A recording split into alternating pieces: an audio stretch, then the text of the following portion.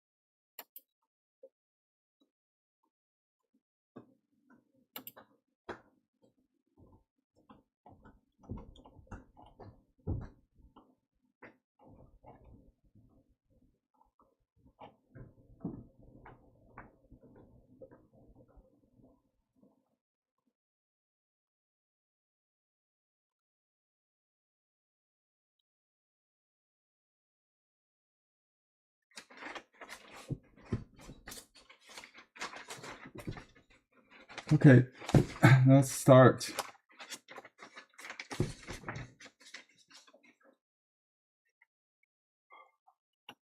Today, we're going to study the owls. In Chinese, owls has a very unique name. If you don't read Chinese, or you know a little bit of Chinese, you still appreciate this kind of compound word. The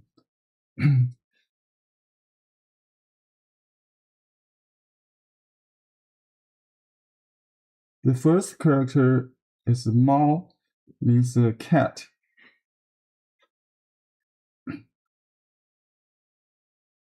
The second character is Tou, means head or headed. And the third character is eagle.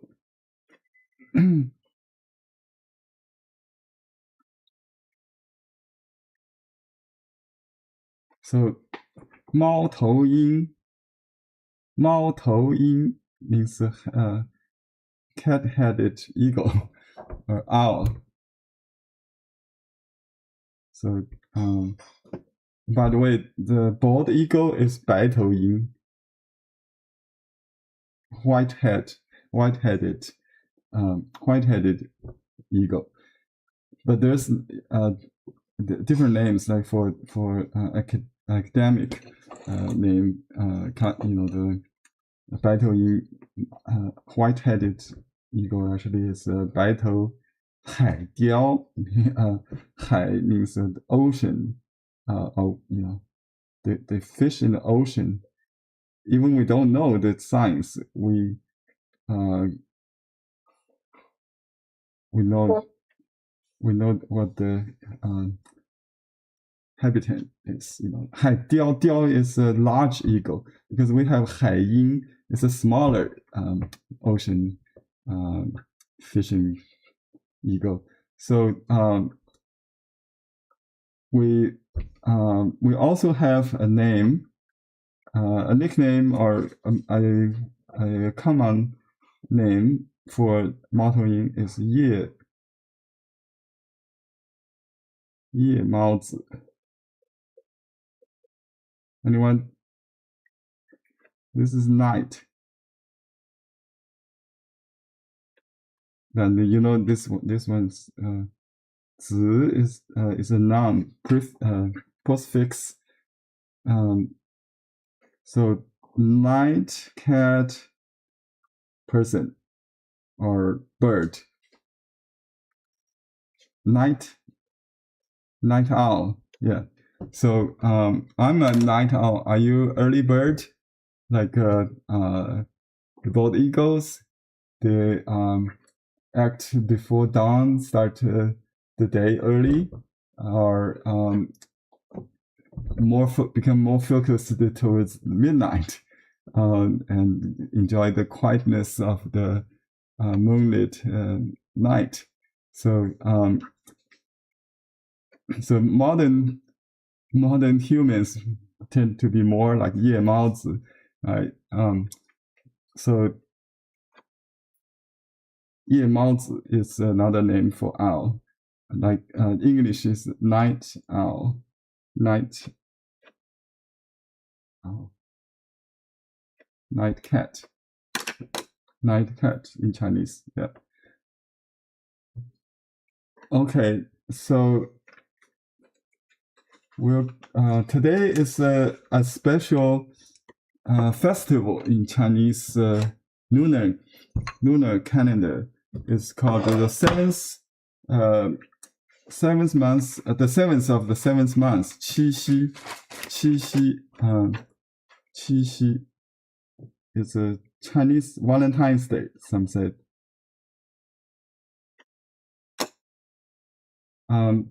It's a legend story to describe a celestial event where two stars represented by the Chinese name Cowboy and the Waver, they meet every year on this day. Crossed by a imaginative bridge on the Milky Way. The Milky Way we call the 银河 Silver River. Chinese Milky Way is Silver River in the sky. So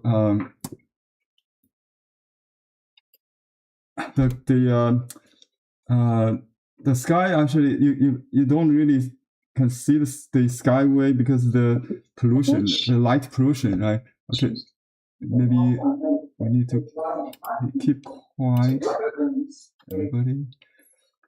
But you can see a waxing crescent moon. It's actually, last night I saw that it's like a half vertical moon. So we'll do that just like this. On the handout, the first page is created by AI, and the second page, on Monday, I gave this sample I did in previous class after my grant teacher. But in the class, I did this one, and so I replaced it. So you will get a copy of this one in the new handout, updated handout. So I will start do this again. But before that, let me explain some general characteristics of the owl. So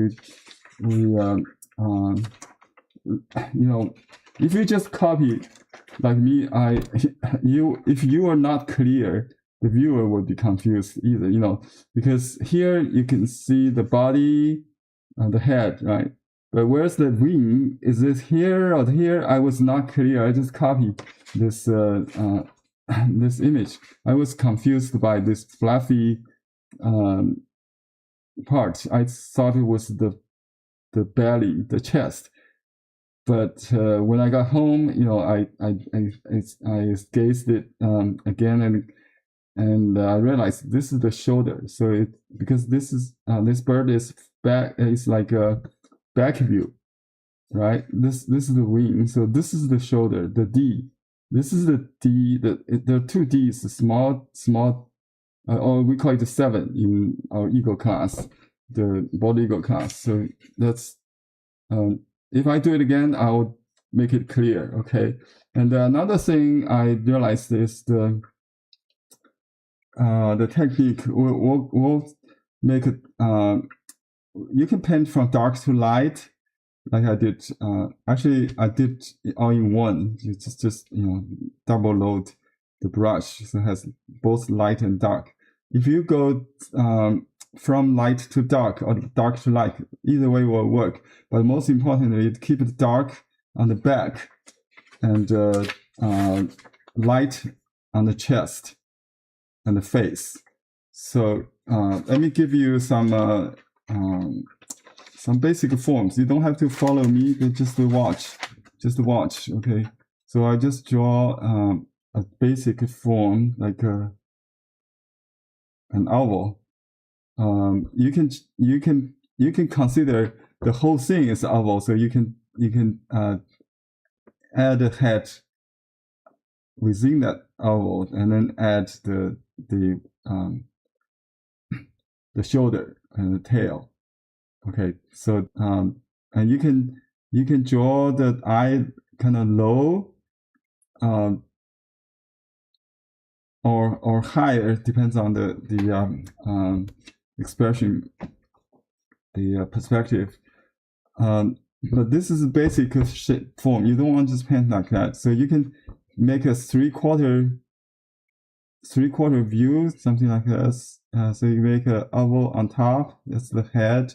So horizontal oval, and then you make another one with in the like at an angle, not straight. Okay, so this is like a symmetrical, more or less symmetrical. So you can draw an oval like this, right? And then you add the eyebrow, the beak, the I call it eyeglasses, and the beak is very close to the eye, not too low, to make it look like a owl, not a human. You know, if you paint the beak too low, you may look like a person. So, and then you draw this 7, or I think it should be here, maybe. Just make it dark. Okay, I just want to share with you the proportion or the form, and then this. Okay, keep the chest or the belly should not be so fat.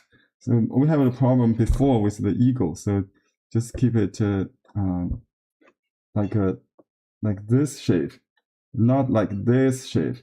Okay.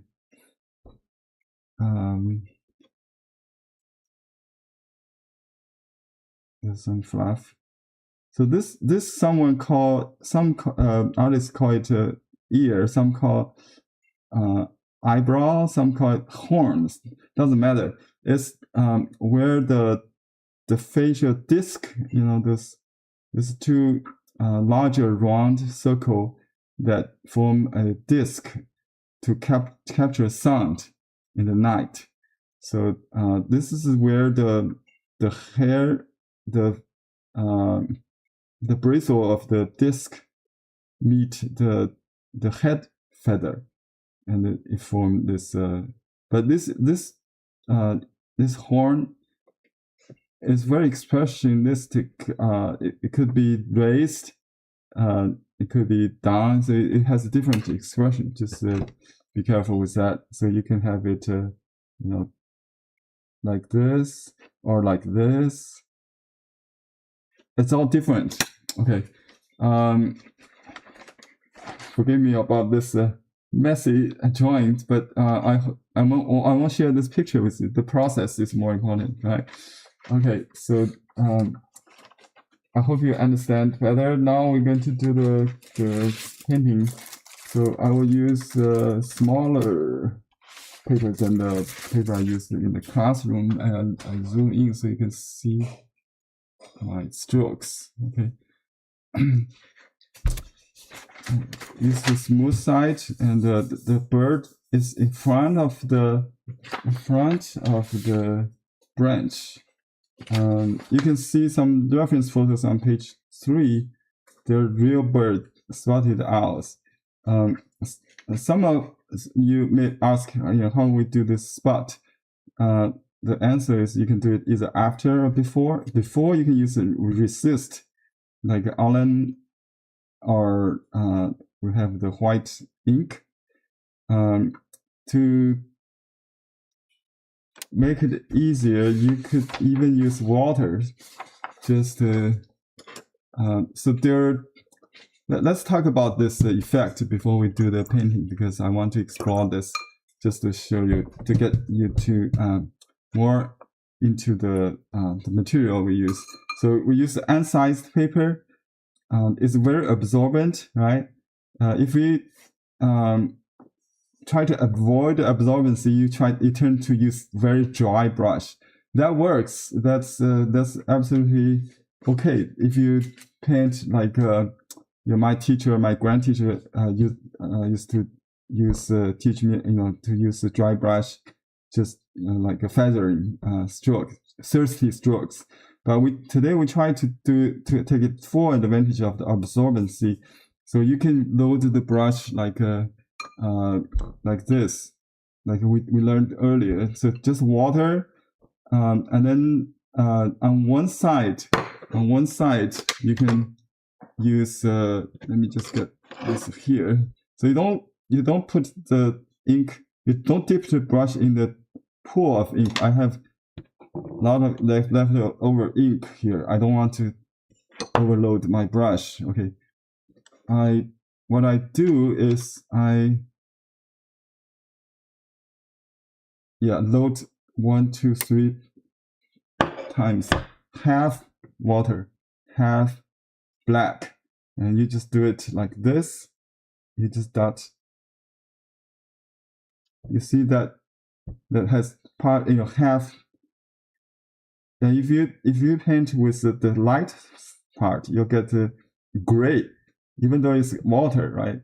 So you can paint the gray just in one stroke, right, like that. So if you use this slant position, you can have some flying white. Just paint with the water and let it bleed. If it's not enough, you can charge it with a dry brush later. But it's like half and half, right? And you have the gradation, everything. So you want to keep the organic the ink not even, not over blended. Okay. So if I like the dry and the dark, I can go back to the like the what we call the thirsty brush approach to add those back feather, and then when the brush is completely dry, you add dark only on the tip, and do this from outside in. This is the far side of the wing. This is the primary feather in the front. Okay, and and that's just depends on what I have on the brush. I choose the place to spend it. Okay, so since I have the dark, I'll do this horn. Okay, like this, like that, and then you define maybe the nose. You can make the brush pointed, and just do. So notice this triangle between these 3 parts, these 3 corners, and then draw the eye a little clear, not like in the shape. Just make it a big like a glass, like wearing a glass. I purposely leave the top not closed because I want to make it a little fluffy. So you can make it like that, right? A little bit fluffy. And then we can paint a pupil in the middle, near the top, maybe. Yeah, like that. So this eye could be upper, could be lower. That is that they might be different. And you can make this this V shape all the way down by adding those. Okay, I think to keep consistency, we prefer wet approach. So you can go with dry first, and then you immediately you can dry the brush and get light water, just kind of damp it to create a blur to before it gets too dry. Yeah.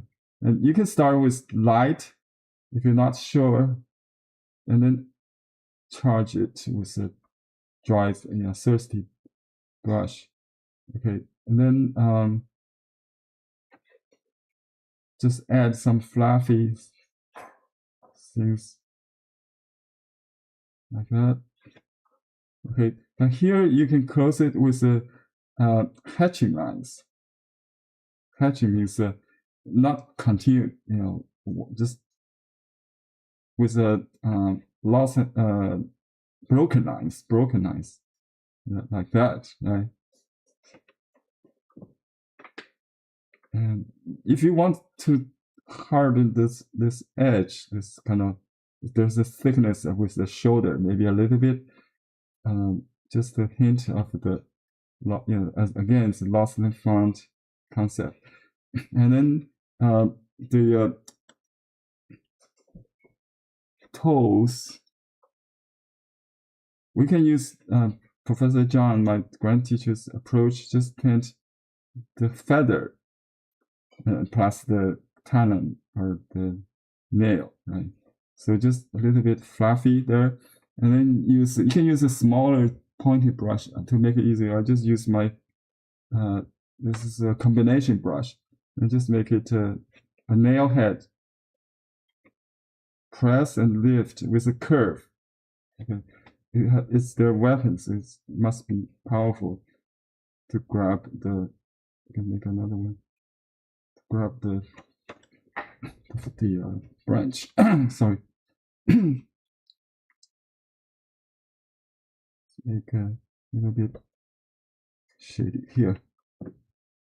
Okay. So dry on damp. Okay. You can dry brush the chest with some thirsty brush if you like, but I would rather leave it white, just a little bit contour with a dry brush, hatching lines. Okay, and you can add some spots like this. We were talking about white spot. You can add white like my teacher does. Or you can just use black instead of white. I was let me explain the other approach, because just like if you want to use water, like some spots, right? And then you immediately use ink to paint over it. You might find in the end, when it's dry, some white spot, but it's not really controllable. So I think it's a you have to take some risk. The water must be, you have to play with the speed. So before the water gets expanded, like you see the white. You capture that white. Can you see that? Yeah, that's what I try to get. You can paint like let's see the water, clean water. So you can, if you use two hands, you can get the white spot without using any chemicals, just water. If you use reverse way, like if you want to do dark spot with a light ink around, you can also do that. Let's say dark. It can also serve as a resist. Just put a light on it, and in the end, you'll see the dark spot in the middle. So the principle is whoever comes first will take the absorbency and serve as a resist to prevent the later layers. So in principle, if you want something in the front, you do it first. You know, to take advantage of this unique feature of the paper. You cannot do it on regular watercolor paper. And see the fluffy edge? On watercolor paper, you have to wet the whole thing. Here, you just have to have enough water. You see, the water actually prevents it from smearing. This is what I mean. So here is a dot. It's like I call it ink seed, and you put the water on it. Yeah, so the ink will not go as far as the water. Actually, you contain it. That's what I mean. But of course, the water could be light ink. So water can control water. You can drive the water back with clean water to prevent it from bleeding. You know, you can put water in front of the smear, so it will not smear further. So that's something about the paper. So let's continue with our painting. So I will do the dry brush because we want to have ink hierarchy. Here is too dry. See, the style doesn't match. So I'm going to just paint wet into wet. Some let's see, how do I do that? I really like the wet approach because it's more fluffy, more natural, I think. Let's see. Just put some something to cover those thirsty strokes. And you can I don't like the black face there, but if you like, you can keep adding those to make the face look kind of ghosty. I really don't like that. So just I keep it really light. Maybe just a little bit.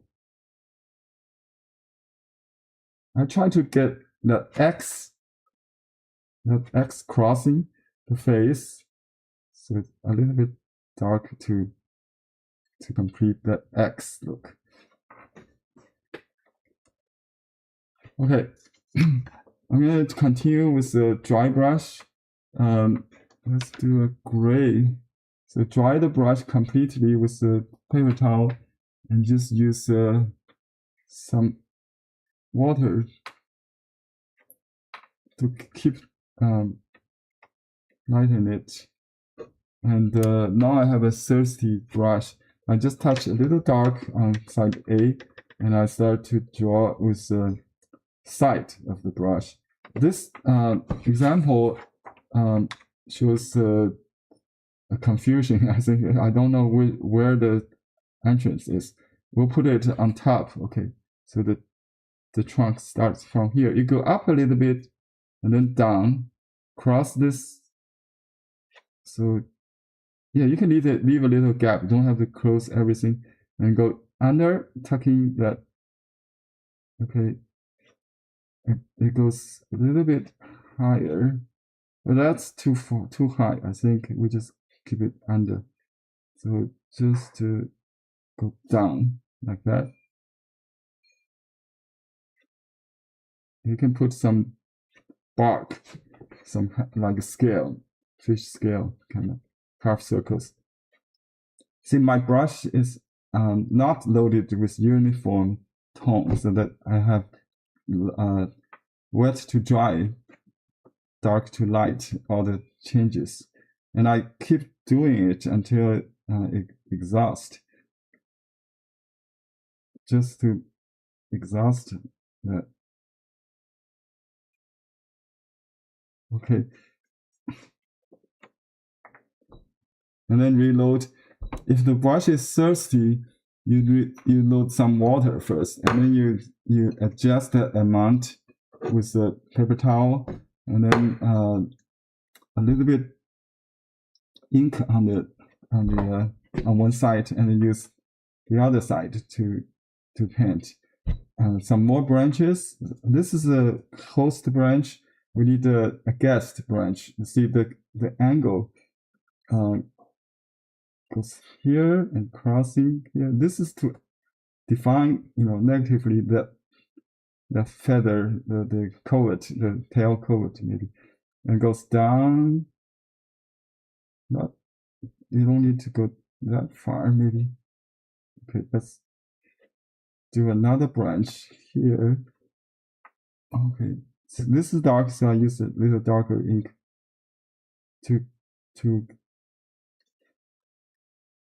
kind of close this. This is a little too thick.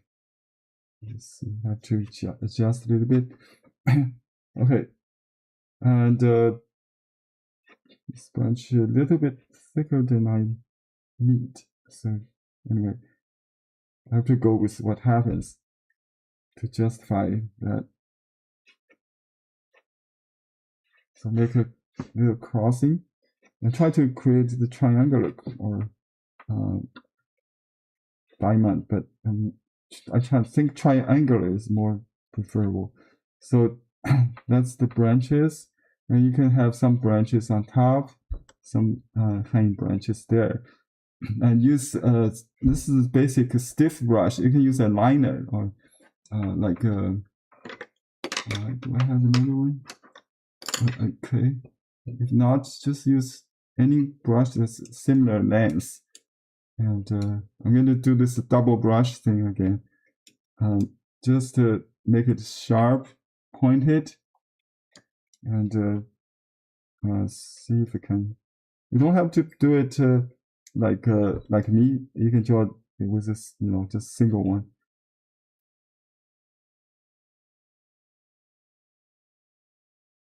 And sometimes I just use one, depends on the angle, right?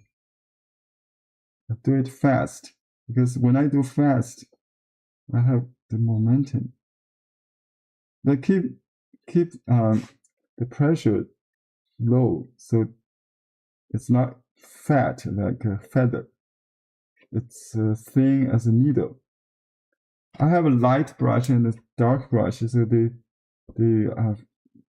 produce yin and yang balance simultaneously in one take. It saves half of the time to do it separately.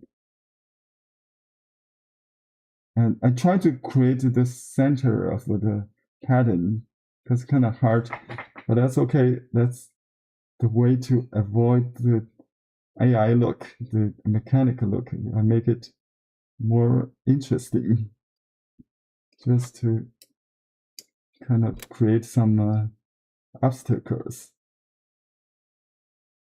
Obstacles actually it helps, like you use your not dominant hand, then you force yourself to use your mind.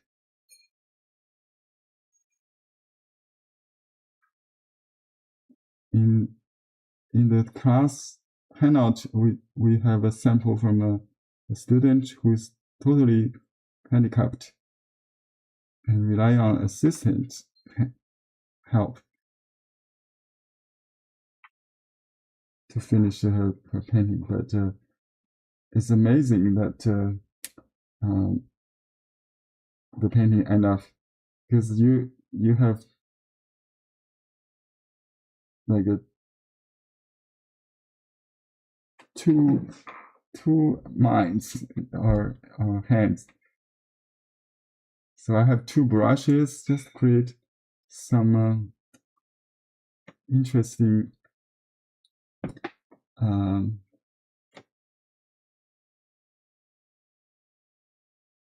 effect that you won't get with a single brush. This is like you can hold the brush like this, just do it. Don't have to be like chopsticks. You can just just like a robot. Yeah. Okay, so let's do this moon. We draw this vertical crescent called waxing crescent. Right? You can use if you have something handy like this, you can put it on and draw it. But try not to draw it perfectly. So you can just don't touch it. Just put it just like a guide. So just draw half with it. So and you can use it like a placeholder, so you know where to put. Right. So let's do this like this. Use light ink. So I put water in it, very diluted, like a 2 to 3, maybe just like tea water. Okay, tea water. Can you see it? Okay. I just do it here in the middle.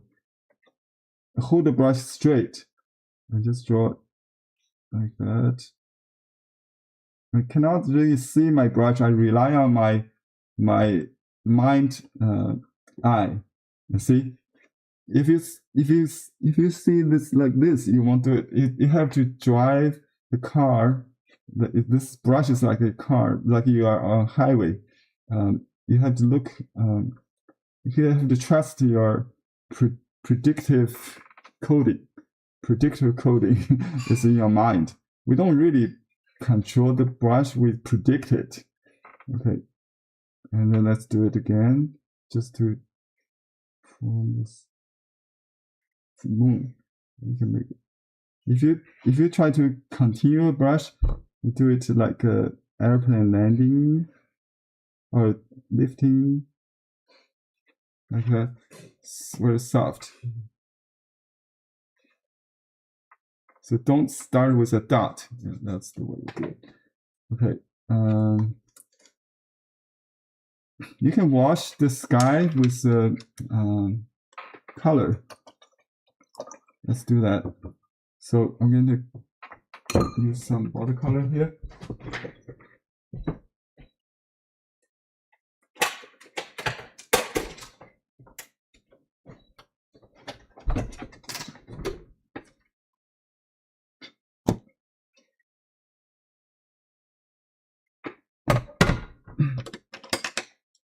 Let's see.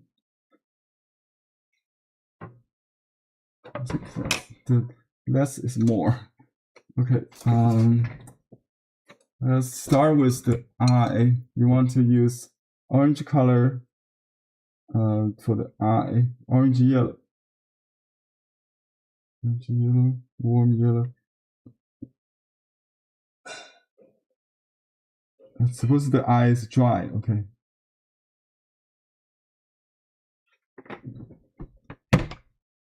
And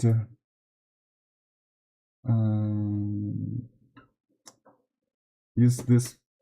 I have some leftover from yesterday's watercolor class, so I just wash my palette with. So I got all the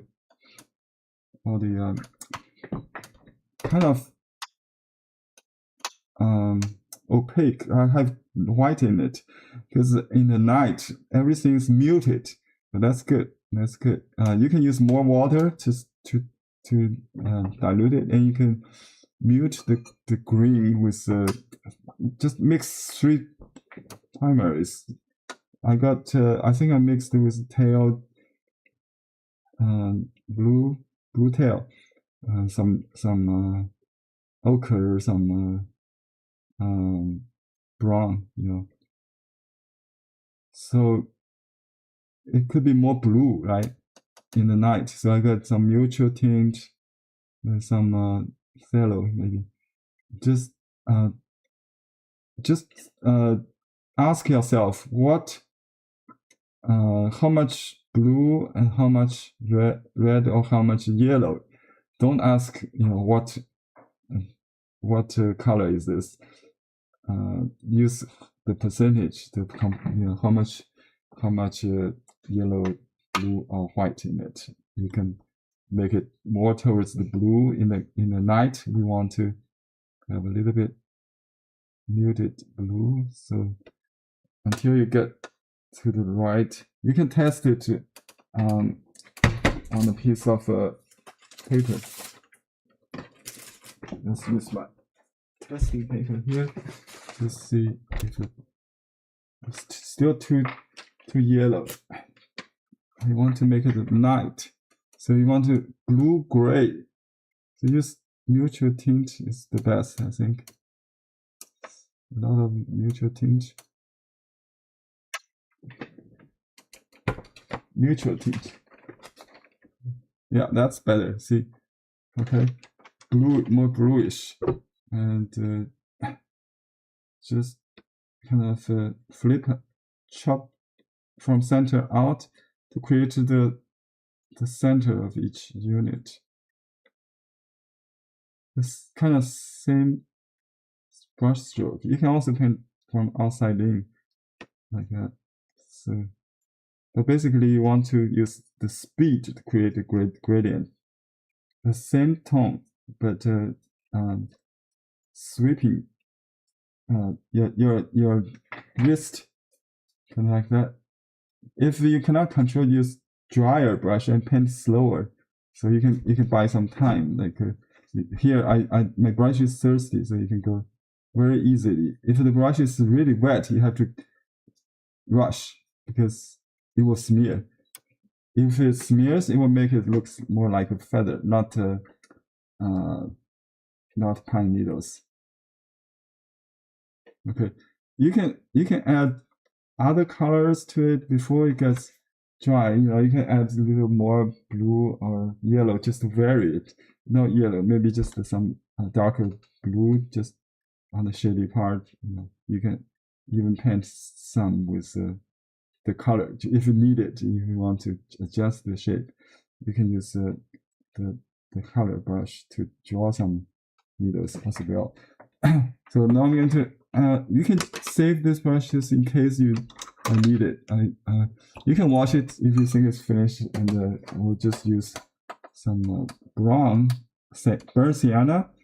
I just muted it with this muddy colors, so you see I've got some Sylvia. So, again, it's how much red, how much blue in it. The brown has yellow, red, and some. Okay, so do you want to mute it? Just add blue. It will become gray. See, let's see how you can test it. Test it. See, it's a little bit warm, but it's okay. On the lid side, it's warm. Okay, like that. And you want to keep those dry brush, thirsty brush look. So you want to just glaze. Glaze means very light, not covering the under painting. It's a translucent wash, glaze, called glaze in watercolor. Okay, you can leave some unpainted white. You don't have to, just paint everything. So for the bird, it's a brown feather maybe. So we can paint a little bit. You see, I use some dark brown, but I hesitate to do too saturated. So I mute it with blue, with some. Let me see. Yeah, it make it gray, kind of like that. So you can glaze this just to and leave the chest. Or use a different color. Okay, leave that white eyebrow. Just glaze, very light. Same kind of stroke as the ink. Okay. Very light, not to destroy the tone of the ink. That's the key. Keep it very light, and then just add water to complete. You can still have a lot of unpainted white on the chest, and some strokes in between. Okay, and I just washed the sky let me use a soft brush. The larger the better. To do the sky, we need to fully load the brush with a muted gray color, blue color. You want to just mix brown and the blue, maybe. This is too green. Let's see. A little more Persian. Or ultramarine. Or cobalt might be too strong. But you want to just make it gray, very light. So this is too dark. Add water, lots of water, just like a very thin color. Okay, and then paint. And what about the moon itself? You want to do it with a touch of yellow, but keep it dry, so you're not going to bleed. Just do it like one stroke, fill in that blank. Okay, and just if you missed anything, you can make it smear a little bit like that. But now I cannot touch it. If you watch the sky, it will destroy it. You know, in Chinese art, painting or opera, there's a theory that you don't need to turn off the light on stage when you make a play, you know, a night action or story. The reason is that it's the void that serves the purpose. So in the people's mind, as long as you mute all the colors, reduce the contrast, and you make it kind of milky, it will feel like a night. On the stage, they use suggestions of action, pretending I cannot see, they cannot see each other, right? So it's just but in watercolor, especially my grand teacher tend to paint the whole thing first. Actually, he does that, but now I just paint the background to follow my grand teacher's approach. So let me just paint the sky. And you want to have a pool of color. If you run out, it's kind of hard to match, right? So I want to paint the. Should I just paint partial sky? You know, like I'll do it until it exhausts, so I don't have to match it. Okay, let me just paint. So when I only have this much, I want to spend on most important part. I have this just kind of like that towards the horizon. So you want to connect some qi. Just paint the qi, the clouds. You'll see this corner. This is the qi, like a disperse, going up, and so you can close this corner, but not completely. So it was breath, right? Breath, yeah. Lots of breath there. So paint the qi, the void, the shape of the negative form of space. Yeah. If you see anything bleeding, you want to prevent, you just add more water or yellow. And it would be nice to have a little bit blur, so it's blend in. When I tried to take a photo yesterday, I see a big, like a shade, radiating shade, not the clear cut. So I gave up. So that actually helped me to just have the blur. It looks more real, I think. But we do outline that in Chinese painting. Outline is the style. We call it bone. Without outline, it's boneless. And there's one thing missing, but I cannot add it now, which is the mustache. You know, these little dots along the trunk. It's optional because they are used to add rhythm, eccentric accents, or you know, to kind of correct things. Okay, let's dry it with a hair dryer, so I can dot that to finish.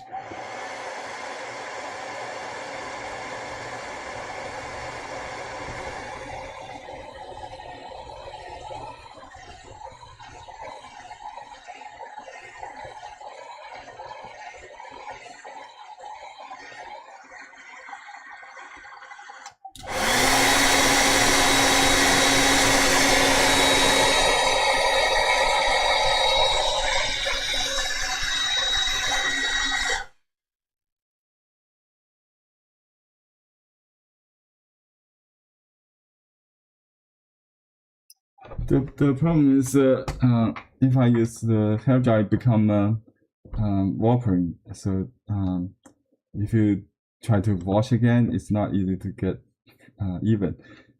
But this could be flattened by wet mounting or dry mounting afterwards. So don't worry about the wrinkles in the paper. It can be easily flattened with mounting. The mounting will also bring back the color intensity. Okay, so here's the rhythm. You want to put a large, small next to it, and medium, and just do this, and separate the group grooves.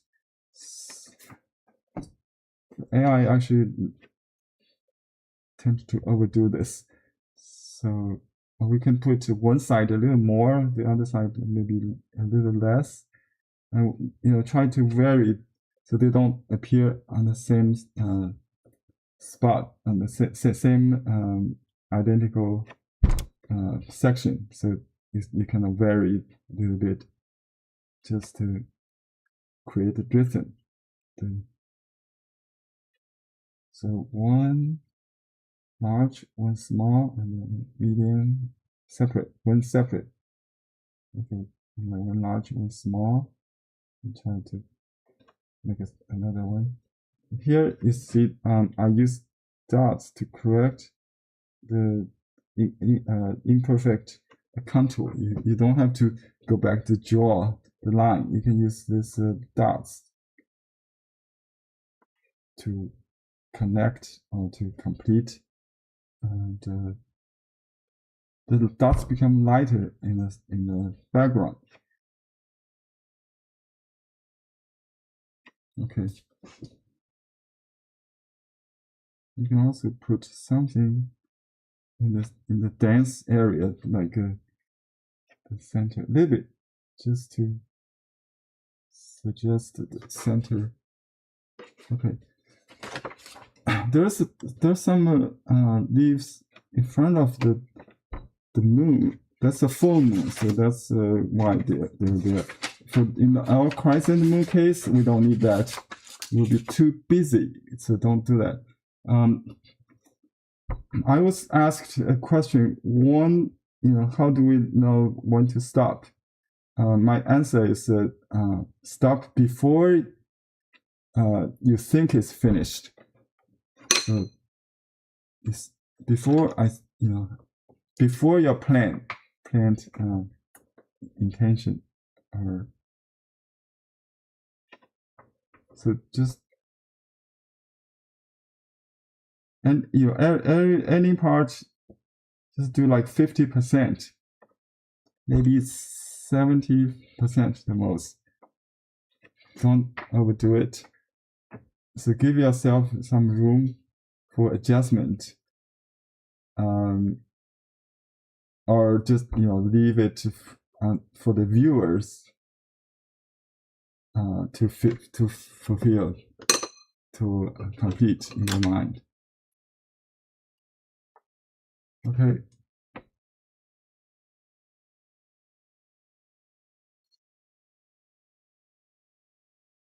Where to sign is another question. You can put you can hide some on the corners if you only have a simple signature, or you can write a title. I'll say today's the Qixi.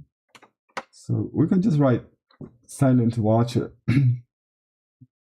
静观 or 静待, silent waiter or silent observer. Silent wait.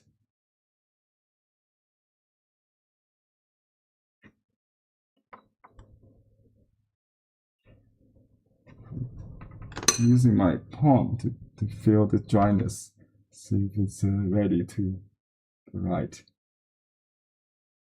So basically just two colors, the blue and the brown with a little yellow to vary. The brown eye could be a little bit darker, I think. You just add a little pure color there.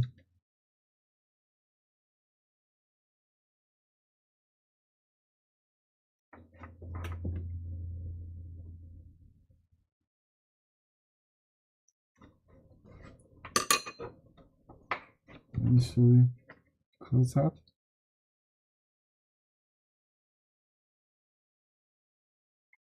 Okay.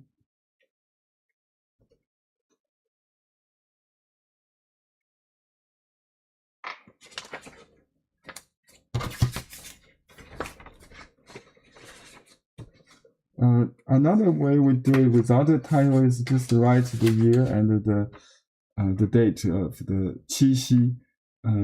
Qixi means the seventh and seventh, seventh and seventh, seventh month, seventh day. Qixi.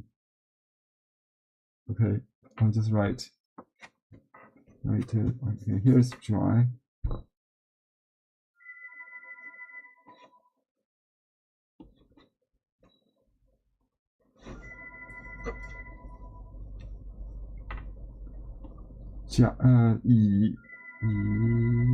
No, sorry, Bing. Someone calling Bing. Horse. Year of the horse. Bing Wu Qi. I'm sorry, not 7月, Qixi. It's different. Okay, this is a slant with one dot. If you put two dots, it will be 7月. This July. That's a different word. Qixi is Xi means evening actually. Qixi.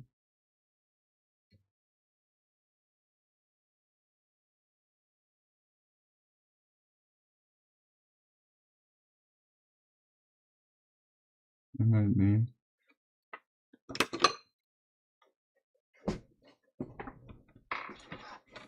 Seal.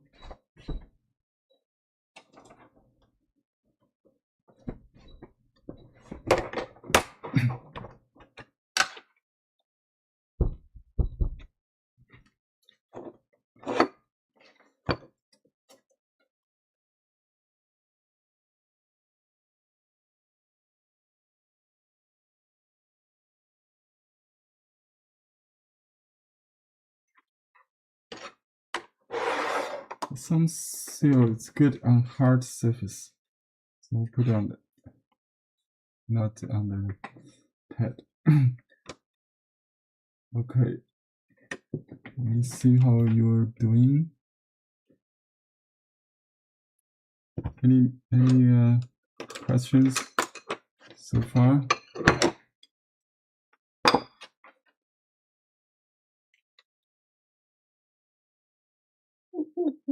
Okay, I have someone finished. Okay, great. Yeah, the moon is a little bit too big. Appears closer. What's the bubble? Are you experimenting? Well, I started using this as scrap paper and made bubbles. And okay, that's like a stars. Yeah, this could be. They don't belong there. They're actually, UFO. Yeah, it is possible because you have the like a telescope view of the moon and the stars there. So it's a nice painting. I like it. Yeah, you can make it really tiny painting. Yeah, but it has a zoom. Paper. Yeah, you just call it a zoomed waxing moon on Qixi with the stars and the Milky Way, because you're viewing it with the telescope. So that's what we feel. Yeah, as long as you tell a story, it fits the theme. It's good. Yeah, very nice. The eye of the owls could be larger, could be a little bigger. Yeah, or even if that's the small eye on the left could be a little larger next time. Yeah, it's kind of hard to keep them synced. It's a very common issue. Thank you. Thank you. Okay, let me see if any other people want to share. Okay. So you're still working on yours? Yeah. Take your time. No hurry. Okay. I'm going to do another demo if we don't have questions on this one. You could keep working on yours while you listen to me or watching me. Let me put this aside.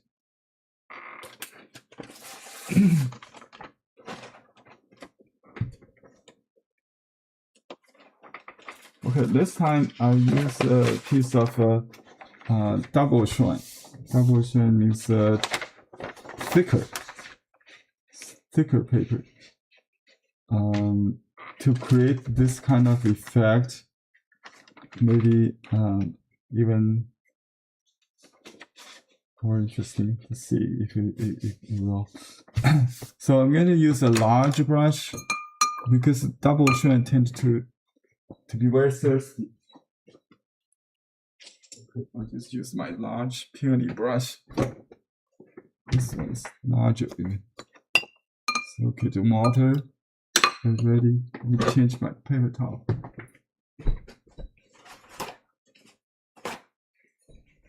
Okay, this time we're going to do that. We call it great Xieyi style. And this one, we have the steps here.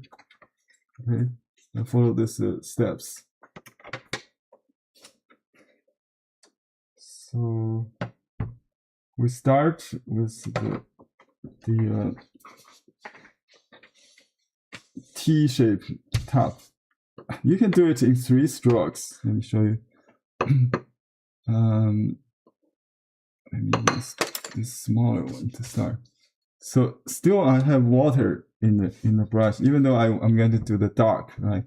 But I have plenty of water, and just get dark on one side. See the dark, but the tip will have some dark because the gravity or something. So I dry the brush a little bit, so it's not going to bleed that much. And I paint the owl not in the dead center, so a little bit on this side, a bit off the center.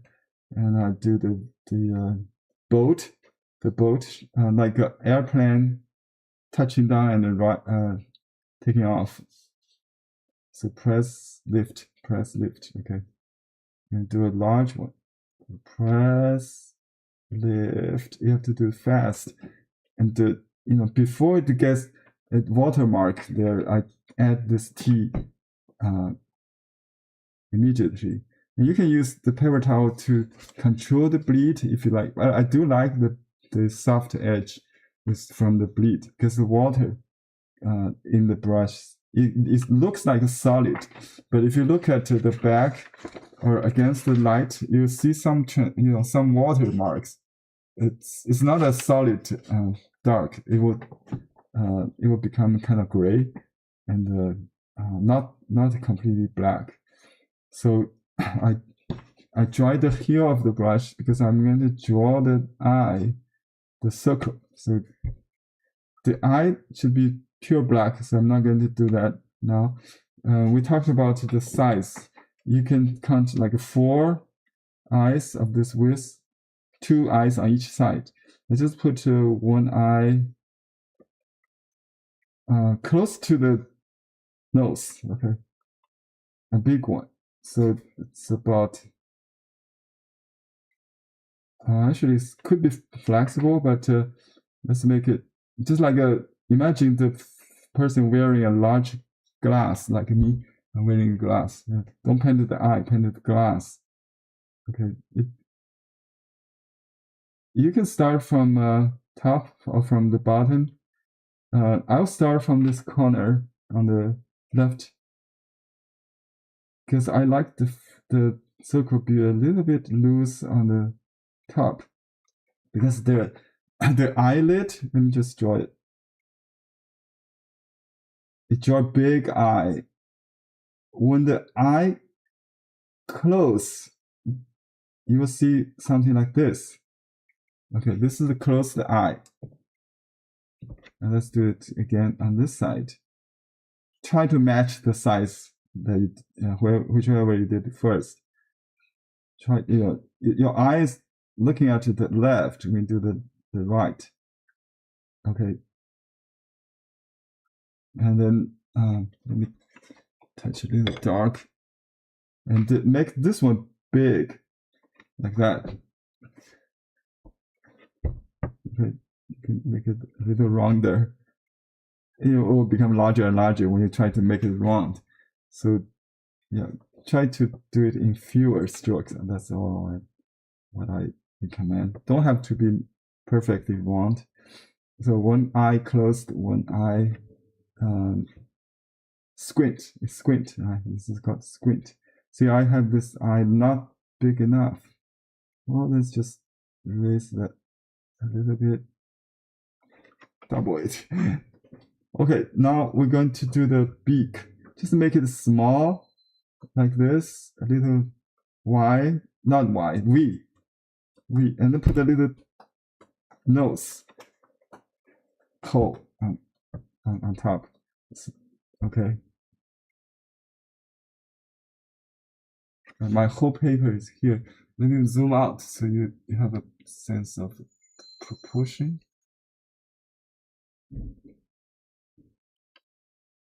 Oops. Okay, here. I think I turned to do it too large. I lost. Okay, let's see if we can still squeeze in the whole thing. Okay, I'll make it a little bit lean to the left or to the right to make room. If I do it like here, I may end up without space for the tail. So I maybe I make the tail on this side. Make it a little bit like this, like that. Okay. So I will dry the brush with a paper towel, the tip part, and dip a little water, and dry it again, and then dip a little water until I get a gray. Okay, dry brush. You can paint this teardrops, like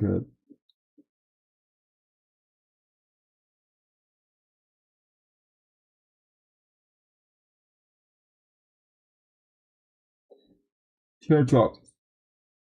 And, from medium to large, and then gradually to small to form a pattern. Okay, and you can add a little bit loose bristle near the the end of the beak. Dry brush. Okay. This is like a whisker, but not whisker, just the bristle. Yeah. Okay. I try to make the face smaller by squeezing a little bit, so the eye looks bigger. Also because my horns are little too short, maybe. I mean too narrow. So I can go back, just add a little bit more to form a triangle. Okay. Now I use a different brush. I use larger brush. Water first, and then let me get this right. So I use this first brush serve as a ink brush. Now, just make a film on a palette, and then you load the brush entirely. Okay, not just the tip. Most people don't know that. They just load the tip entirely with dark. Okay, and then flip the brush dark on the top. One. It's too light. Doesn't matter. Just do it. Like I said, the white will serve as a resist. Okay, and form a pattern.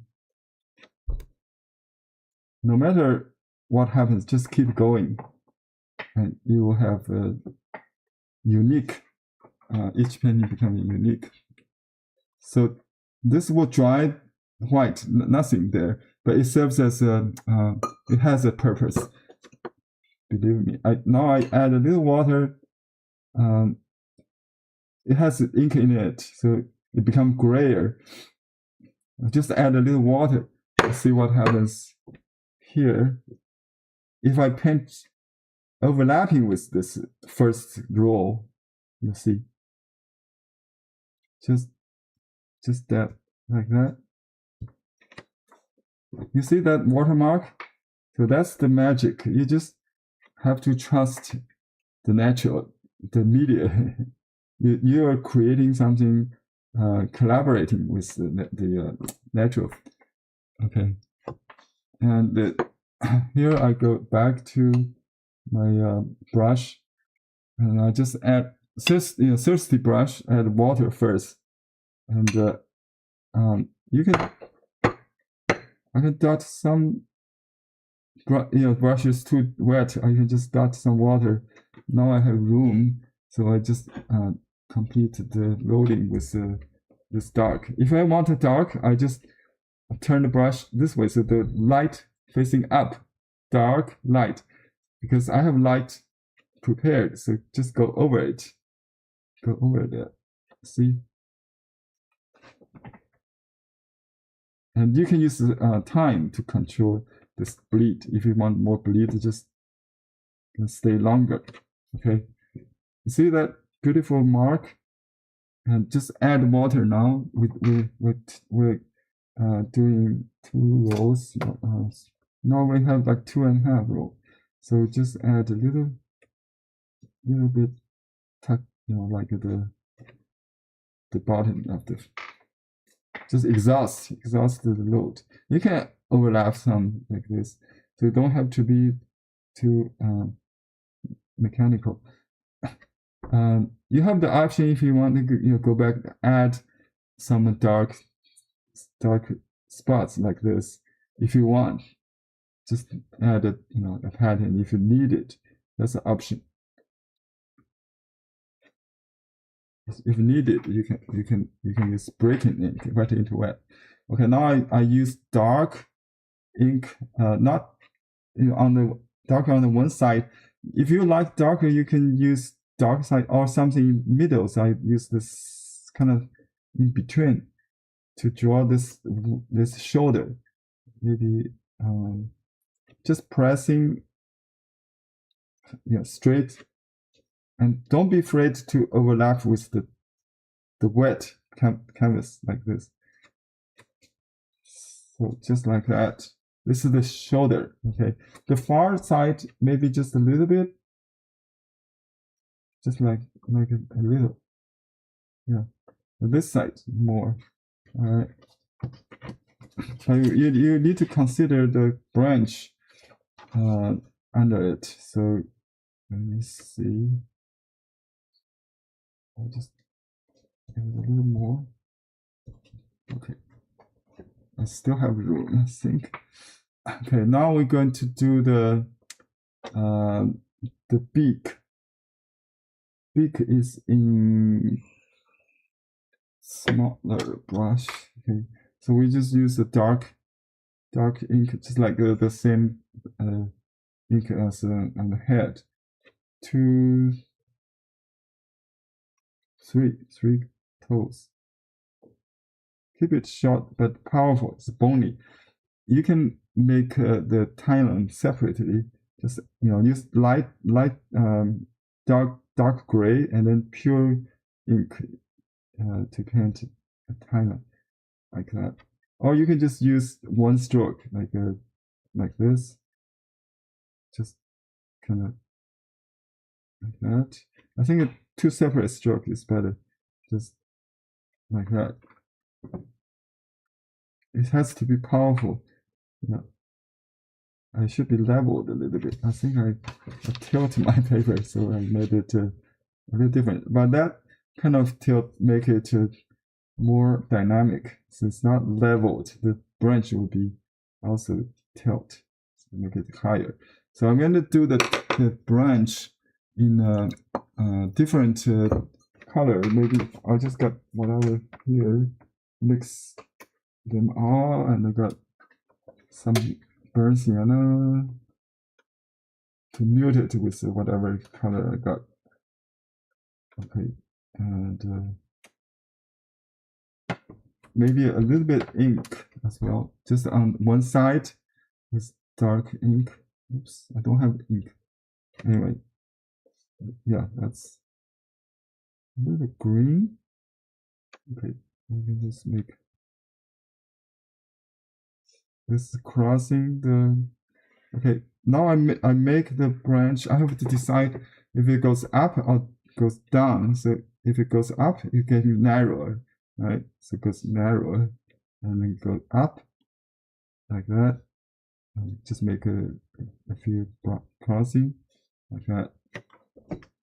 You can make it all the way there.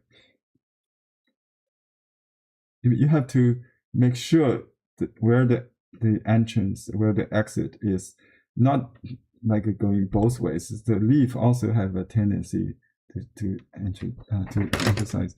So now I go back to add the tail. You can do the tail before you add the branches if you leave some blank. Many artists do that.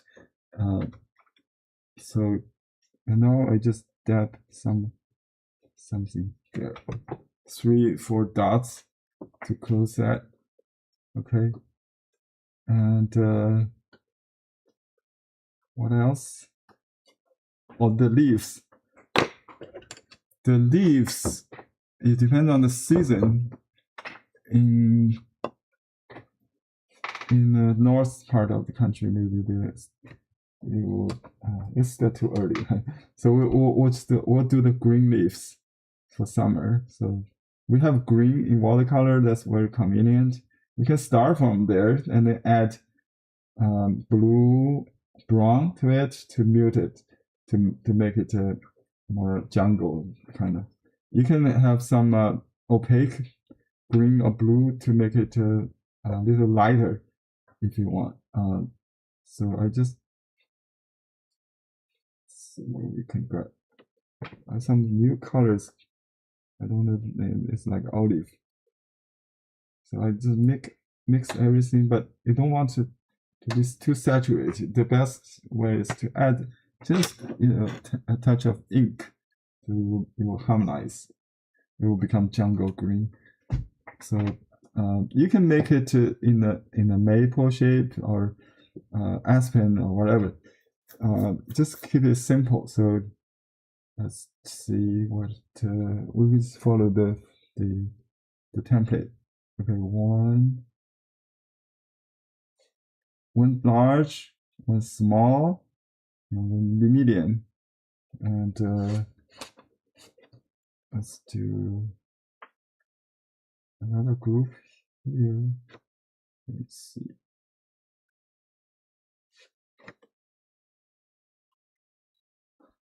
I want to take full advantage of the space outside.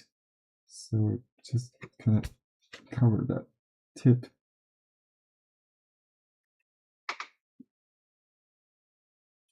Okay, I don't make any crossing, just make it easy for you. And we need to be taking care of the downside. Okay, and then small.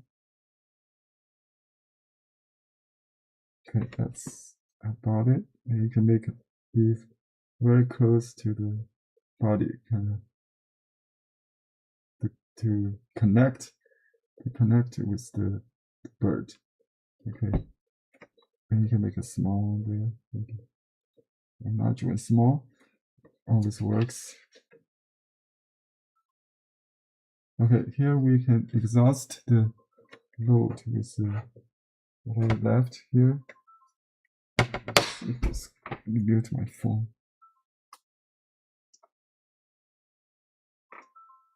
Oh, it's my car dealer.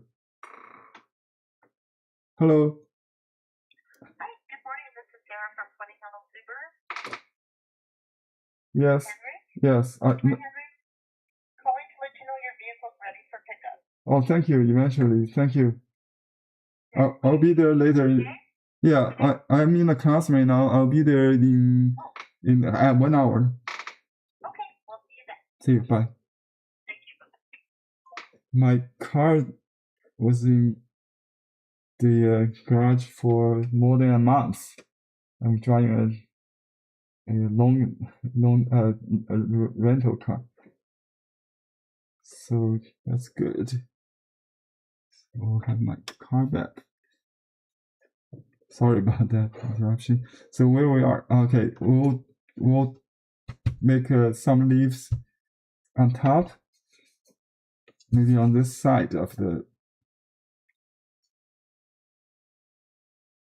birds. So you want to make this side heavier than this side, right? So don't make it equal. So this is it. You can have maybe a little bit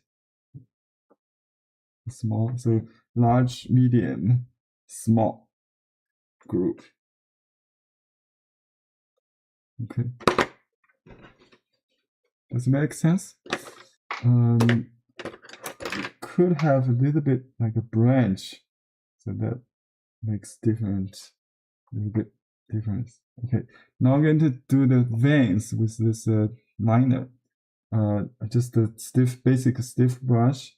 You can just do it in one center vein, but not in the middle, like that. And just not in the middle, along the ridge, like this. Just vary it to create a perspective.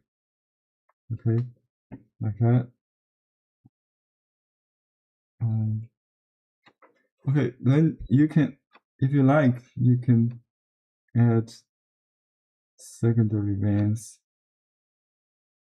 This is a I know it's very challenging for many beginners.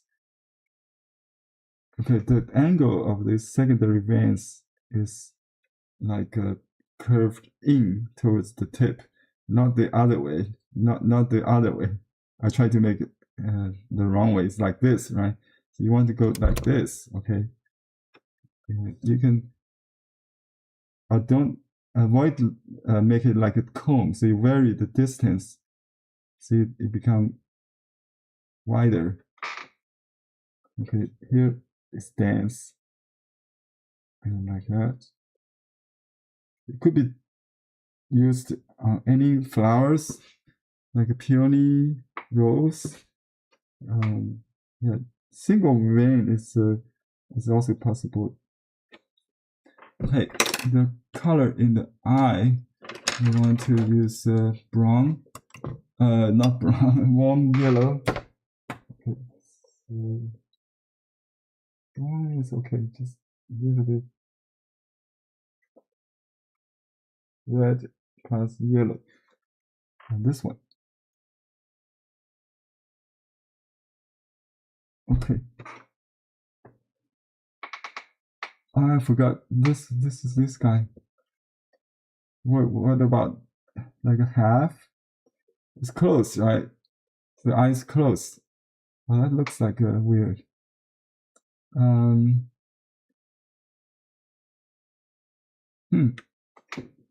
Maybe half. I didn't pay attention on this. So let's try make it squinty.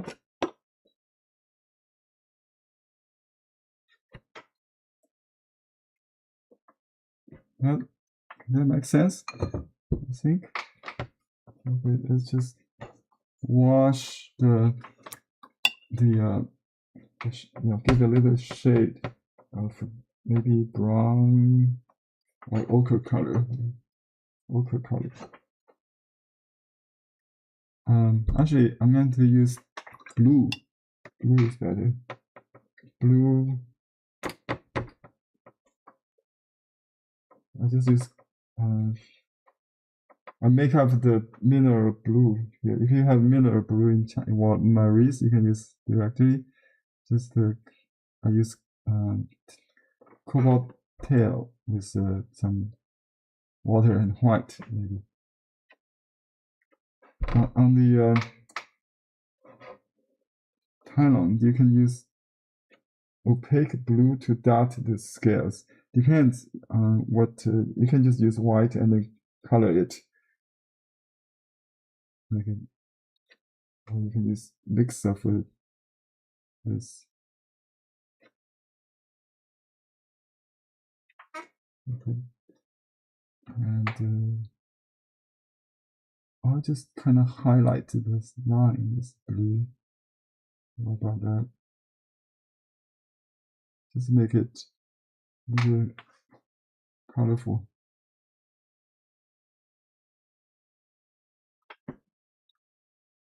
Okay.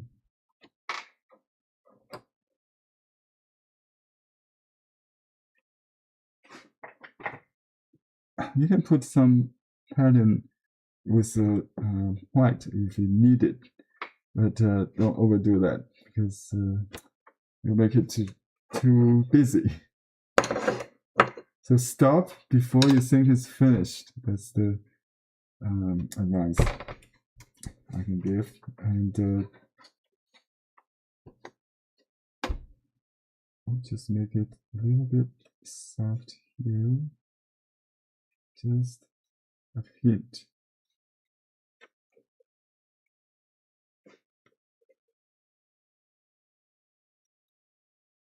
Hint of that.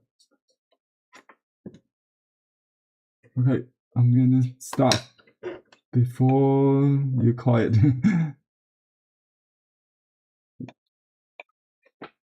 And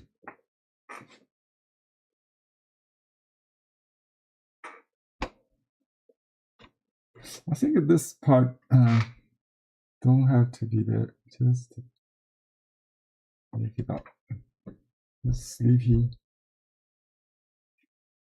We don't need the extra half pupil, do we? Just one eye is one dash.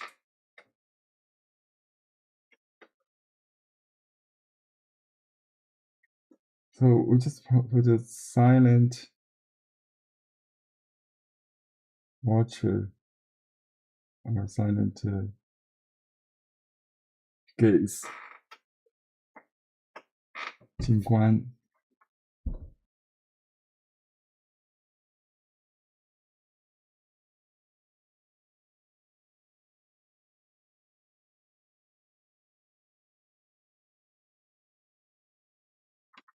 警官 silent watcher.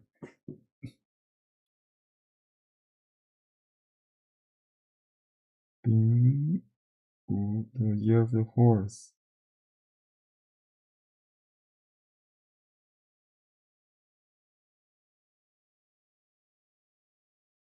Okay.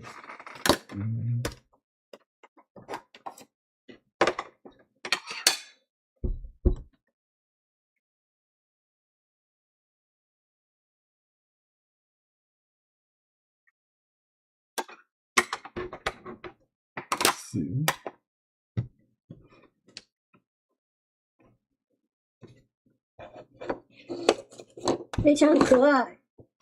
Very cute. Oh, thank you, Barbara. You like this one? It's a great style, great Xieyi style. Children would love it. Okay, this is what we call small Xieyi or lesser spontaneous, semi-spontaneous. This is like Qixi style. I don't think Qixi ever did ours, but in his style, the great spontaneous style. Yeah, this will be good for children, for your grandchildren to paint together with you. Yeah.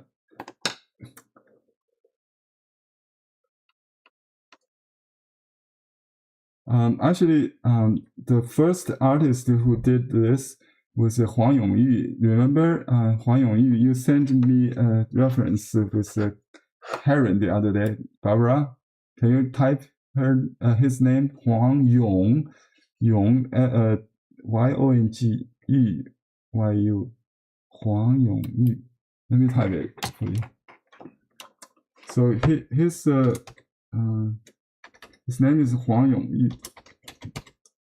He's the first artist who did the owls, squinting owls. Let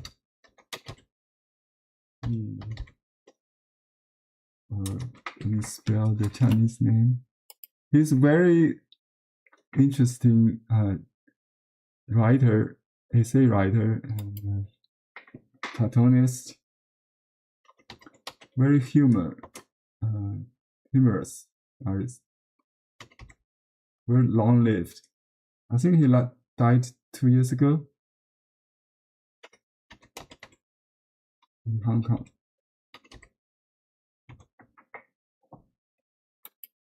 Let me see if I can share a picture of his. I think I have. Let's see.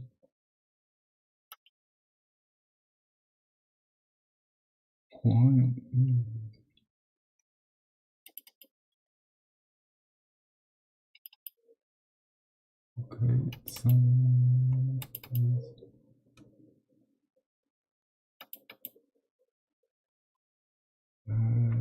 yeah, here we go.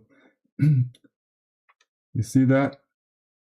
Yeah, I did almost right. But his eye is kind of his left eye, the open eye, is different. Maybe each version is different. He did many times, many versions. This one, okay. Yeah, we can always learn after we try to paint from memory and go back to the source of inspiration. Because if you copy, it doesn't belong to you. If you try to paint from memory and then go back to learn what could be done even better. Cartoonist, the writer, yes, very long-lived in Hong Kong. Yeah, and he used gouache all the time. Yeah, you see his body and head is just one big egg. Yeah, that's should we just do it like his? Maybe we can do another one in Huang Yongyu style. Okay. Excuse me, where is the gouache on his? Oh, not on this one. This is a pure. Oh. Maybe on some on the painting you sent me. Maybe I think he paint lotus, for example. He would do ink leaves and gouache with pink on top of that. Very common in flowers. Yeah. He also this one purely ink. That's pure ink. That's what I like. I didn't collect all his owls. In my folder, I only have this one. If you search on Google, you may find some other examples. Let me see. Do we have time to do that? Maybe we can. I think I have a folder with the other owls. I have Qixi owl here also. Actually, I have another owl I did in Seattle. I can share with you too. There's here's the Qixi. And Qixi use the you see the whiskers we talked about. That's from Qixi. And this is not a finished painting. It is his what we call the study, sketch. Okay. And I have some other interesting reference to share with you, if you are interested to learn. This owl, spotted owl, some owl, I forgot. It has different expression. You can see how they can turn their head. In New York, you had this solar eclipse last week or a few days ago, right? So this is how I would do the eclipse owl, because it looks confused. It looks let's do this. I really like to do that, because last time I did this was in 2017. You can see that here. In 2017, I did this one, and I saw it in a group show in Portland. You see, that's a solar. Yeah. So I think I can do better. Let me just do this one. So the sun is blocked by the shadow of the earth, right? You don't have to do better. We love it. Oh, you love it? Okay, let's just do it this way. You wanted this one exactly like that? Okay, let me see. But I will take a reference of this picture there. No, do it any way you want. But yeah, let me see. Because we had I think in New York you don't see the fall. In Europe they have this. In Spain, right? They have this solar eclipse. So this doesn't happen very often in our lifetime. Maybe you only have one chance to see that. So let's do this one. So we'll do vertically, and we'll make the sun blocked with a dark sun. So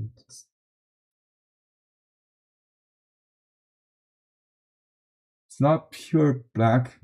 I purposely try to make it better, because the pure black looks weird, right? So it still have the like aura with the water. You can soft edge, and we'll do the owls with let me see if I can simplify it. Okay, let's do this. Just use light ink to sketch, and then we use dark to modify. Okay, you can just draw the circle of the head like that. So it's upside down oval. It's like that, and then we draw the back normally. Yeah, just like when we do the back. the back, okay, and the tail, okay, the tail. This is light dark. You can have color in it, but that's okay. Then we use dark. I think we should have one more stroke. I forgot for the belly. We outline it. You can just kind of outline it, and we have some loose feather for the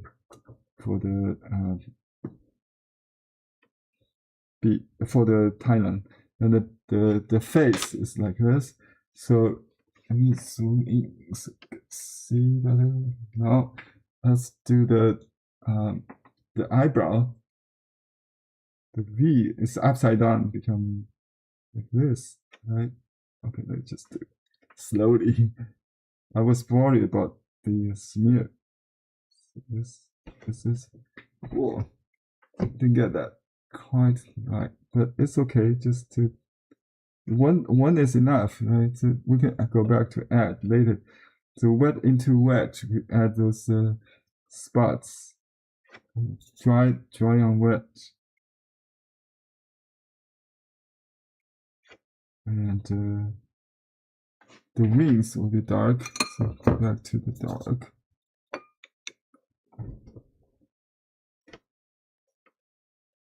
Okay.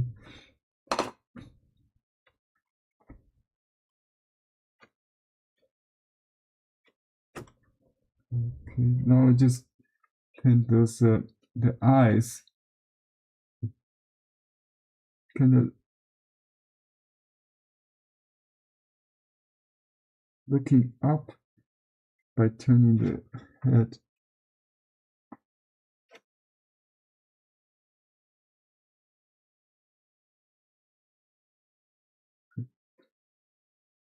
Kind of confused, puzzled look. And the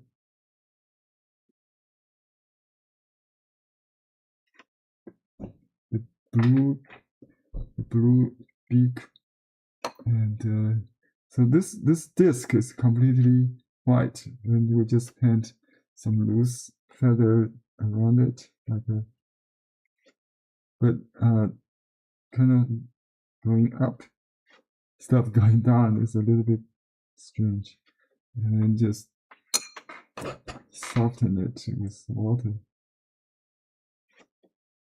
So sometimes we go dry first, sometimes we do the opposite. So I just paint this disc with some shading in the center. It's like a bowl, right? The bottom of that is dark. Yeah. The eyebrow is white. It's white, a little bit white there. And this V cut should kind of all the way goes down to the beak, right? Okay, this is the upside down owl. This is the shoulder, the tail. Okay, now we're going to do the Thailand here. Okay. The branch. We just use ink. Make it easy. Okay. I'm pointing to the sun, and this one goes this way.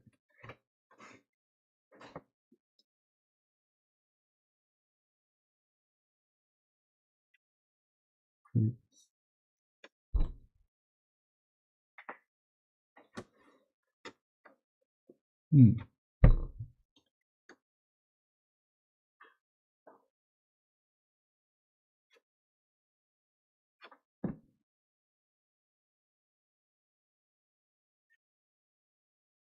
Just minimize.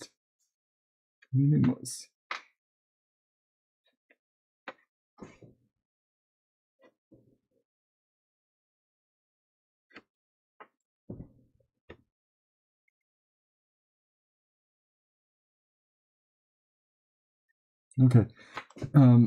We can, let me see. the color for the eyes. Okay? I can add a little color to the eyes with the orange, yellow color.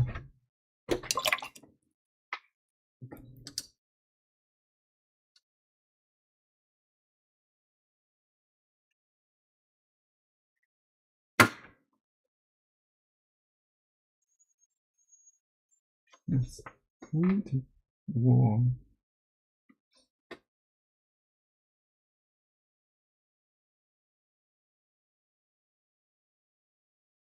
I think the pupil is a little too large, but that's okay. The circle could be a little bit larger. All right, and the dark, I mean the beak is blue. Okay, and some blue on the tiny. Okay, let's give a little bit warm yellow, maybe warm color, just to add a little color to the feather glaze. Okay, I'll just dot a little bit. So basically, you can do everything in ink and then just glaze it with the other colors.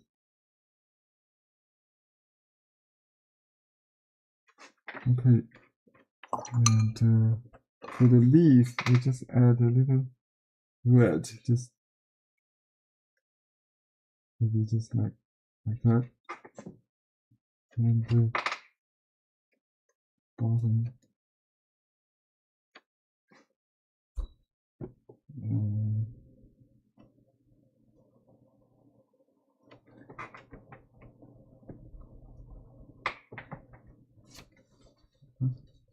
Okay, you have to make the sun look like a shining still behind the moon. Okay, so just water to start with. Just experiment a little bit. That's probably it. Like, that's very light. Yeah, like a sunflowers in the sky. Right? Just add a little. I don't know if it's blue still. Should be great. Yeah. Just blue sun. my interpretation. I don't know if that makes sense. Blue sunflower, something like that. Okay, just shade this part. This must be shadow.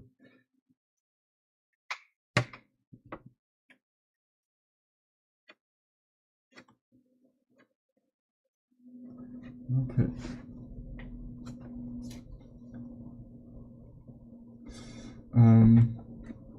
I think my beak is a little bit too high, so I need to kind of separate the disc just to make this part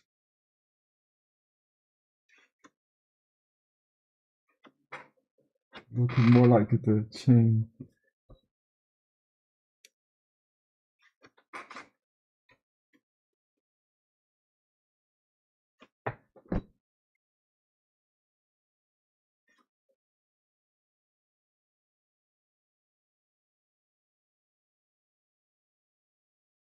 Okay.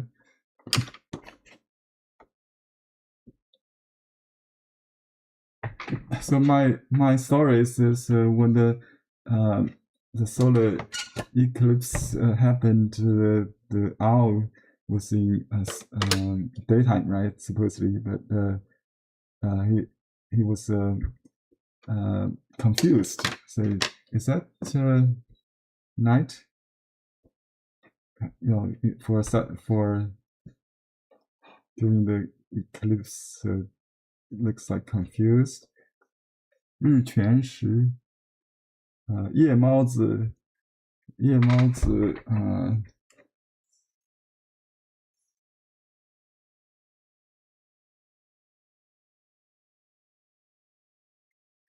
，we just write light hour at 日食 or something like that. 夜帽子看日食 Okay, that would be the title. Yeah, Huang Yongyu always make fun of his, he has some interesting like descriptions always. So 夜猫子 night owl.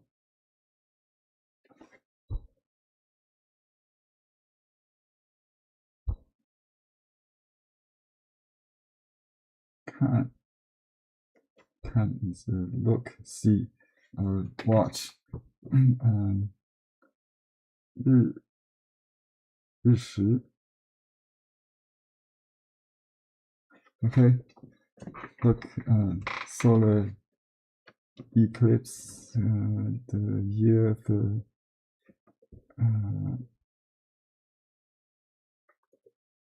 I'll just write this comma error R6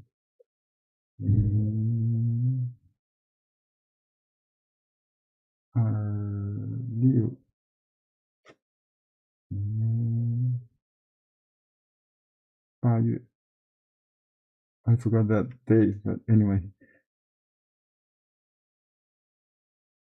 we just write the months. People will know this happened this year in this. I have the date on my original painting. It says 2017 August 21, which is exactly today's date, right? Oh no, this week, yeah. Today's 19th, right? Interesting. It all happened in August. Okay.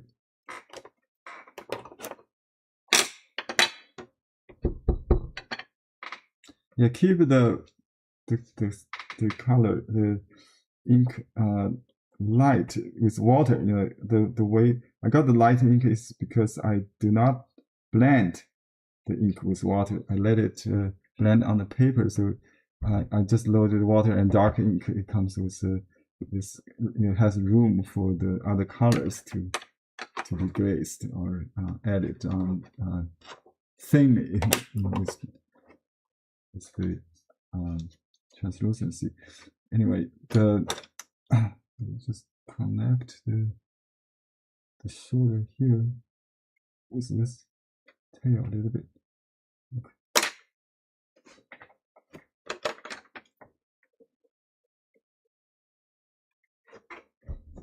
Yeah, I was thinking Li Kuchan, what Master Li Kuchan would do. He would do this kind of V's, something like for the collage, right? So that's you can use some of the takeaways from other masters, to create your own by borrowing some techniques we studied in the early class. Yeah, I think the lesson to learn is, this part is kind of it's overdone. If I do it again, I'll do it with hatch lines, like those open lines, not closed, like the photograph. I have the photograph. I think I had the same reference I used for the painting in 2017 with those pictures. Like, let me show you. Yeah, these pictures. So it gave me a direction, like preoccupied. So if I do it without reference, maybe next time, and I'll do it more of like an impression. Instead of copy the photograph, we need to simplify. Use deduction to simplify it. Yeah. So, well, anyway, I think I did better than 10 years ago or 17, yeah, 9 years ago. 2017 was the last painting I did. Okay, I have the blue sun in the sky. Does it look like eclipse, solar eclipse? I think so. So I simplified the other elements just to. Yes, it's so cute. Thank you, Barbara. Thank you. And we can add just a little veins on this leaf, maybe just to. Exactly. I don't add any details on that. Just little different color, like rouge. Just a touch to finish. So the title completes the composition, also the story. So people will appreciate. Otherwise they don't know what's going on. Is a black moon, a black sun in the sky, or what? So that create the connection. So we have 5 minutes. I'm going to see if you have any work to share for critique. Okay, great. Yona is ready. Oh, beautiful. I like the night sky. You have the one close eye there? Yeah. Very tranquil, very serenitous, very good. I like that. The environment is really like a landscape. So real. Yeah. 明月松间照, right? Yeah, you have the like a framed moonscape, a moon landscape. Okay, very good.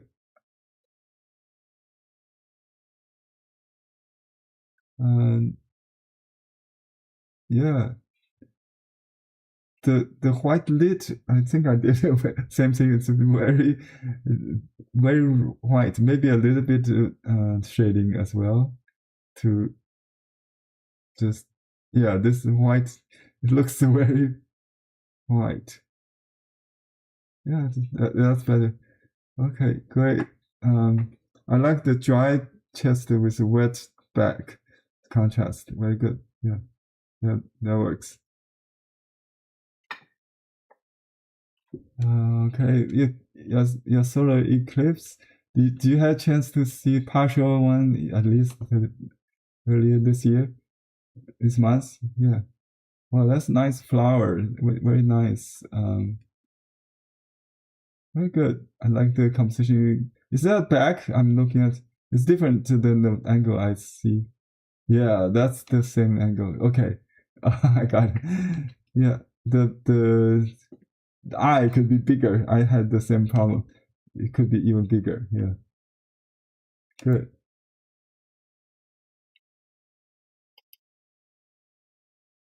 Oh, Mr. Sans, right? Yeah. Very nice. The composition is very nice. Very good strokes. Yeah. Beautiful.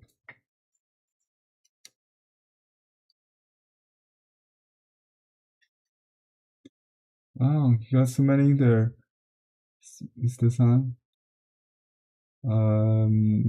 If I choose between the two, I think I like both, but proportionally, the one on your left hand is a little better. The other one is the head is larger. Yeah, but both are nice. If you don't compare, they will both collectible. I think. Yeah, I like the smaller one better. Slightly better. Yeah. So both are nice.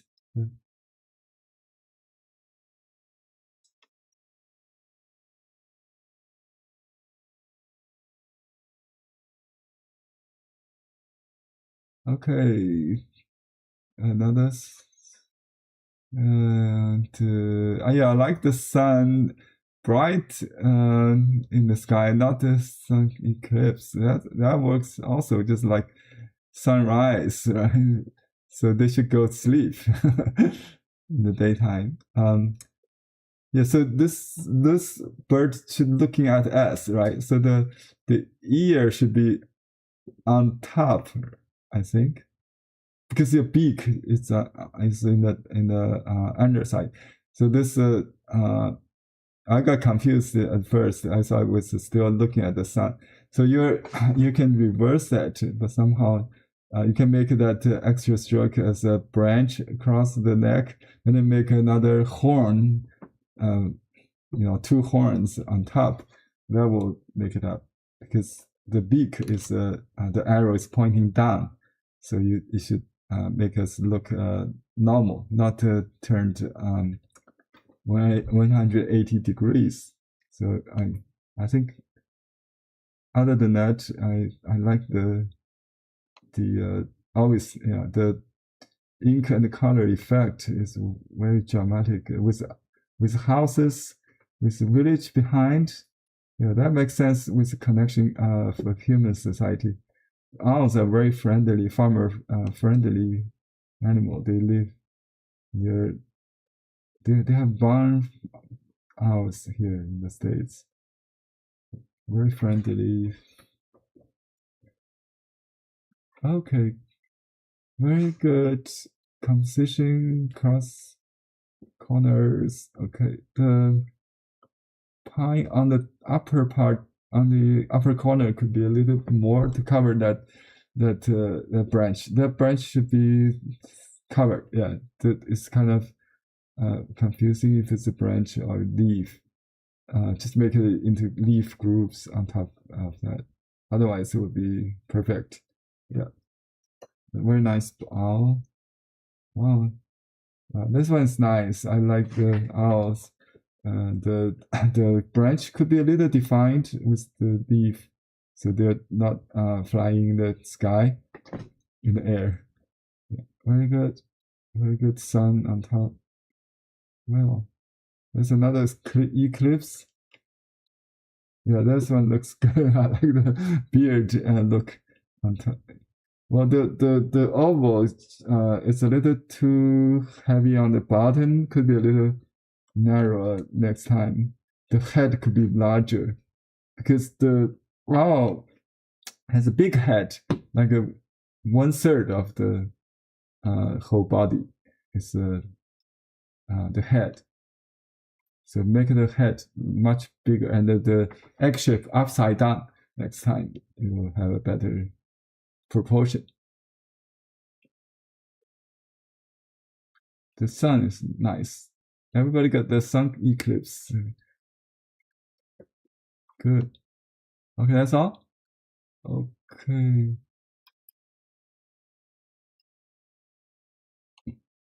Okay, that was nice. And okay, we have one more critique. Thank you, Henry. That was beautiful work. Thank you. Oh, this one nice, Terry. Wow, very elegant owl. I like the white belly, chest with dark back. That looks great. And your eye perfectly. I like the squarish round glass, and the horns really nice. And yeah, everything's perfect. I like it. The moon, the sky, beautiful. You just sign it and frame it. Yeah. Congratulations on your beautiful work. Keep doing next time. Okay, surely another one. Oh, you got the sun eclipse. Okay, great. Yeah, you got the face right. Yeah, that's good. I'm glad you got that look. Okay. Upside down look, and beautiful. Yeah, the trunk on the bottom is a little too barren. Maybe you can intercept with a second branch somehow. just to make that the trunk a little bit. Or you can just cut it off, the extra one on the bottom. It's a little too long and oh, I see. Yeah, I see. Do you have some extra ones there? Yeah, just make another branch on the upper side of the. You have flowers there. Just have some branch to make the smooth contour a little rough. It would be good. Okay, that's a minor problem, but everything else looks great. Okay, Thank you. Thank you. Okay, that's all for today. I will. Oh, another one. Beth comments. Okay. Great. Wow, you got that AI front cover. Nice. Yeah. You use white smartly to recover the white. That's nice. Okay. Yeah. Everything is. It pops, yeah, with the white. The dark on the back could be a little, maybe some more feather or something to anchor it. Yeah, the white will be even more pop. Okay, great. The pine could be a little dense, so it doesn't look like a barren tree. Okay, yeah. That's all. Okay, someone else.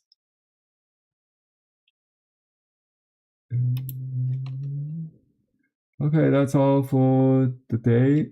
I will paint. Do you like more owls next time? More? Okay, we'll do more owls, flying owls or some other owls, different species maybe. Okay, see you next time. I will do some research on that. It's a new subject matter even for me. I don't paint it every day, every class. So I'm very excited to continue.